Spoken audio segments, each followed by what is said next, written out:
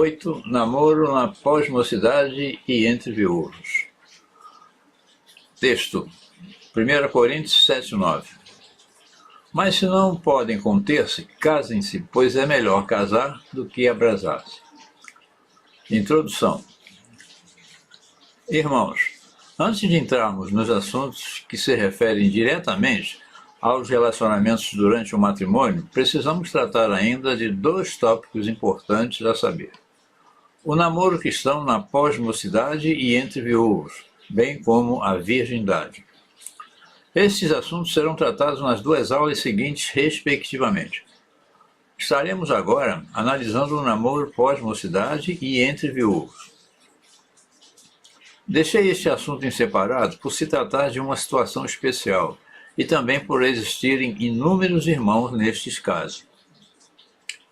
Em um mundo cuja maior parcela das pessoas não valorizam o casamento, quando se trata de pessoas mais maduras ou ex-casados e viúvos, aí mesmo é que as pessoas não querem se casar e preferem se ajuntar. Na Igreja do Senhor não deve ser assim. Ninguém se refere a critérios, motivações e condutas. Os conselhos e regras são comuns ao namoro e noivado estudadas nas aulas 5, 6 e 7. Por exemplo, não namorar ímpio, não namorar crentes infrutíferos, etc. e etc.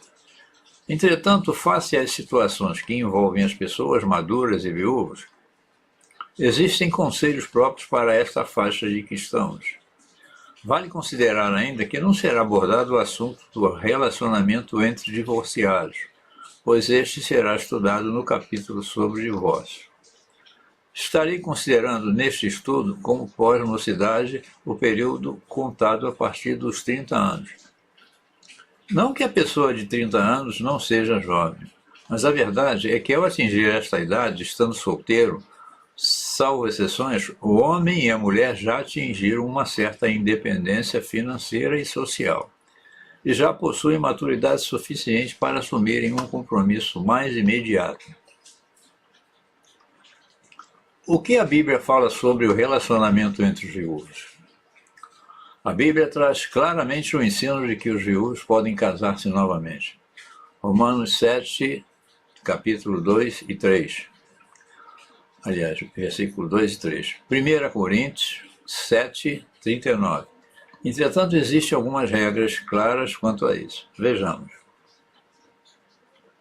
Primeiro, é necessário que o futuro cônjuge seja um cristão. 1 Coríntios 7, 39, linha B. Segundo, não é necessário que seja outro viúvo. A Bíblia não diz que um viúvo deve casar com uma viúva e vice-versa. Terceiro, como o relacionamento de casamento é algo muito sério, deve haver confirmação do Senhor.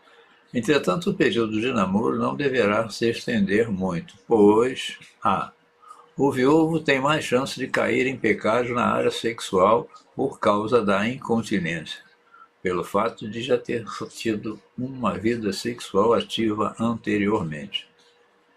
B. Devido à idade, há uma tendência de achar que não se deve dar tanta satisfação, então ficam vulneráveis a vários tipos de erros. Quarto, no caso de viúvos, podem ocorrer problemas com os filhos do casamento anterior e, por esse motivo, devem ser levados em conta estes possíveis problemas antes de se iniciar o namoro. Muitos fatores interferem nisto, tais como a idade do viúvo, da viúva, a idade dos filhos, condição social, etc. Quinto, a regra é que as viúvas novas se casem novamente. Paulo, em 1 Timóteo 5,14, cita apenas viúvas pelo fato de ser mais do que normal o viúvo do sexo masculino casar novamente. Já as mulheres eram bastante discriminadas naquela época. Sexto, no caso de pessoas que já tiveram experiência sexual por terem sido casadas, deve-se vigiar muito mais para não entrar em situações que possam levar a pecado. Oitavo, o abrasamento deve ser repudiado.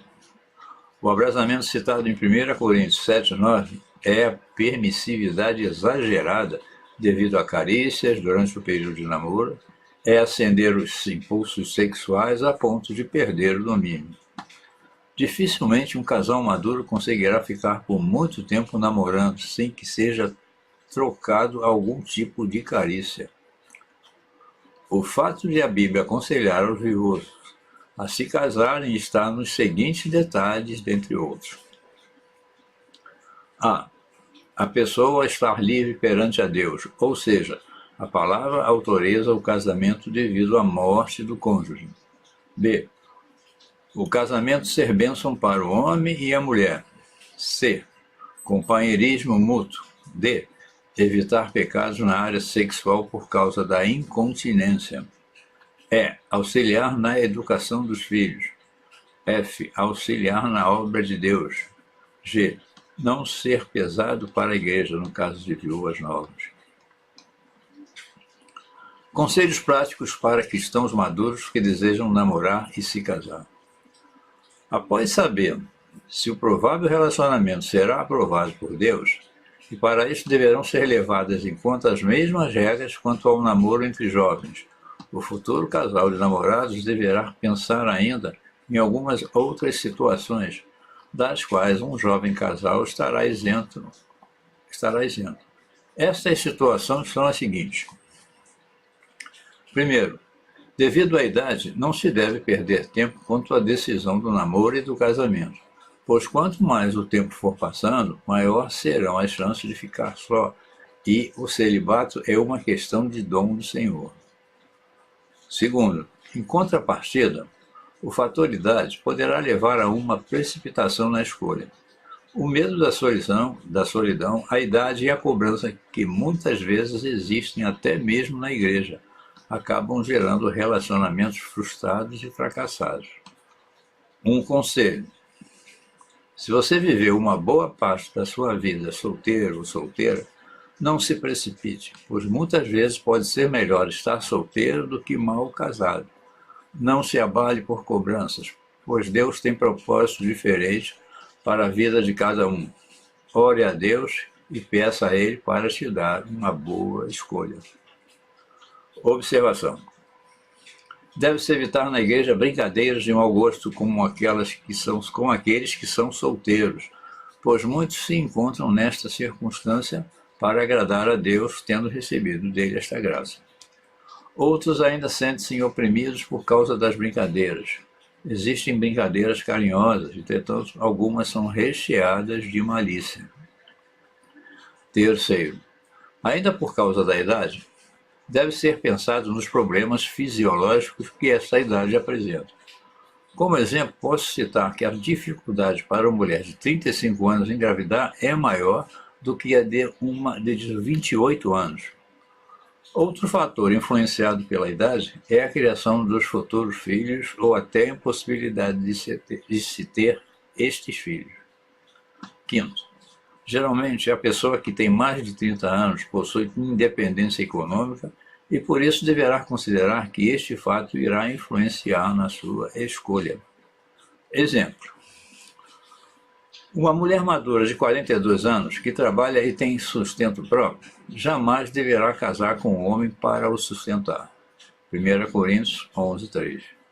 Um homem maduro que vive para o Senhor e para si próprio deverá estar ciente de que precisará cuidar de sua esposa.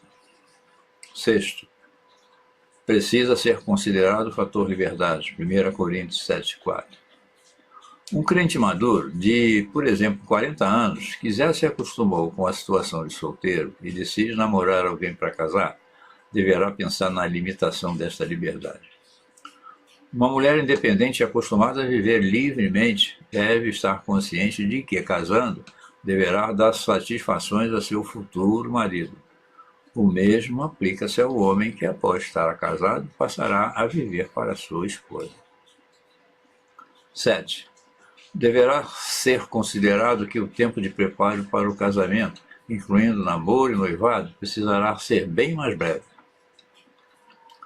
Por que namorar tanto tempo se a vida de ambos já está praticamente estruturada? Por que esperar tanto se a idade já avançou? Por que esperar mais ainda, haja visto ambos já possuírem maturidade, o suficiente para manter um relacionamento mais profundo e saberem muito bem o que querem. Oitavo, deverá ser levado em conta se já houve um chamado de Deus na sua vida ou na do futuro namorado ou namorada, e também as consequências deste fato. Exemplos. Fui chamado para missões em que implicara este meu relacionamento. Ele é pastor, viúvo. O que significará para a minha vida? Tenho 50 anos e sou evangelista e pregador da palavra, em que este relacionamento afetará o meu chamado. Será que haverá algum impedimento? O namoro depois dos 30. Nesta fase da idade não estamos lidando mais com dois jovenzinhos, portanto equivale a alguns conselhos. Não é pelo fato de serem maduros que não devem dar satisfações aos pais quando vivem sob o mesmo teto. Se vocês vivem sob a dependência dos mesmos, devem então dar satisfações. Não custa nada, né? Deve ser obedecida a palavra de Deus durante o namoro e o noivado. C. A vigilância deverá ser maior ainda. Vocês não deixaram de ser luz. D. O tempo de namoro deverá ser mais breve devido a todos os fatos anteriormente descritos, tais como, por exemplo, o risco de pecados na área sexual. O pastor deve estar a par do namoro. Conclusão. Nesta aula, aprendemos que o viúvo é livre para casar desde que seja no Senhor. Estudamos ainda sobre o namoro entre viúvos e também entre cristãos mais amadurecidos. Vimos nesta aula os fatores que devem ser considerados nesses casos. Podemos concluir afirmando que nunca é tarde demais para se estabelecer um relacionamento e que, se você deseja isso, Deus te abençoará. Basta saber aguardar em Cristo e seguir os conselhos da palavra de Deus sem precipitações. Amém.